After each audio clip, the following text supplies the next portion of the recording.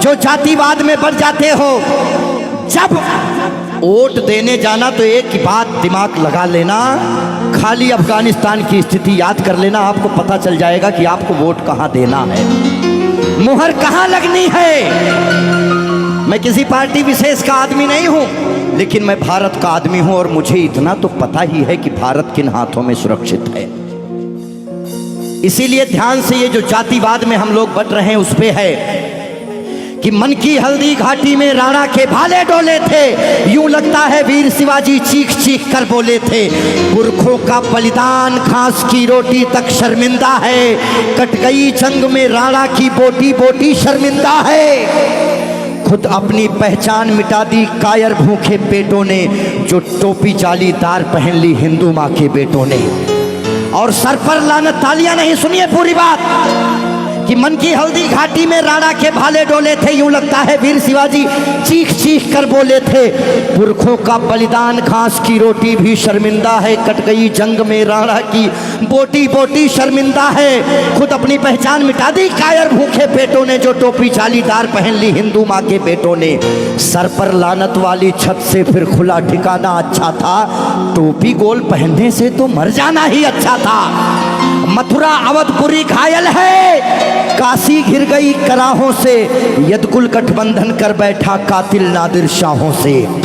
मुंह से आह तलक ना निकली धर्म ध्वजा के फटने से, कब तुमने आंसू छलकाए गौ माता के कटने पे। हिंदुस्तान के लोगों जागो,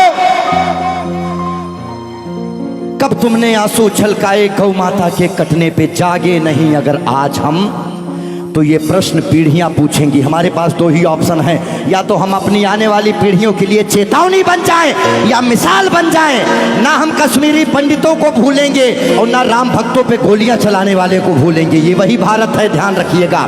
किसी बहकावे में नहीं आना है कि कब तुमने आंसू छलकाए गौ माता के कटने पे, और जागे नहीं अगर हम, तो ये प्रश्न पीढ़ियां पूछेंगी। गन पकड़े हिंदुओं के बेटे और बुरके से लदी बेटियां पूछेंगी, बोलेंगी हे आर्यपुत्र इतना उद्धार किया होता, खतना करवाने से अच्छा हमको मार दिया होता। और सोते रहो सनातन वालों तुम सत्ता की गोदी में, पर सांस आखिरी तक भगवा की रक्षा हेतु लड़ूंगा मैं। शीश कलम करवा दूंगा पर कलमा नहीं पढ़ूंगा मैं, शीश कलम करवा दूंगा। आने याद रखना, हमारे भारत में 29 राज्य हैं, जिसमें से खाली 22 राज्यों में हम लोग बहुसंख्यक हैं, बाकी अल्पसंख्यक। इसीलिए मैं भजन भी गाता हूं, मैं जागरण भी करता हूं, क्योंकि मैं भारत, मेरा चैनल कभी भी बदल सकता है। अभी देशभक्ति चल रहा है, कभी कभी कपिल शर्मा लग जाएंगे, फिर कभी आस्था लग जाएगा। लेकिन एक बात का ध्यान रखना, हमेशा हम आज़ाद कैसे हुए ये बहुत मायने नहीं रखता है, लेकिन हम गुलाम कैसे हुए ये बहुत ज़्यादा मायने रखता है। आप जानने का प्रयास करना कि ऐसा क्या हुआ होगा भारत में जो पूरा अखंड भारत गुलामी की तरफ बढ़ गया।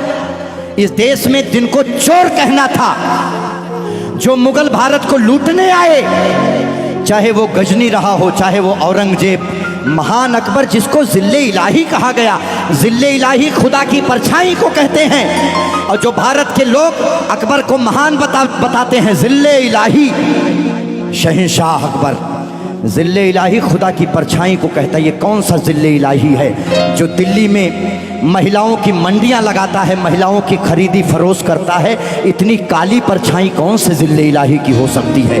इसीलिए आप अपने हीरोज, अपने बच्चों को बताओ कि ये देश भगत सिंह की वजह से, ये देश जियो तिवारी जनेऊधारी, चंद्रशेखर आजाद, ये देश मंगल पांडे, बुंदेले हर बोलों के मुंह हमने सुनी कहानी थी और खूब लड़ी मर्दानी वो तो।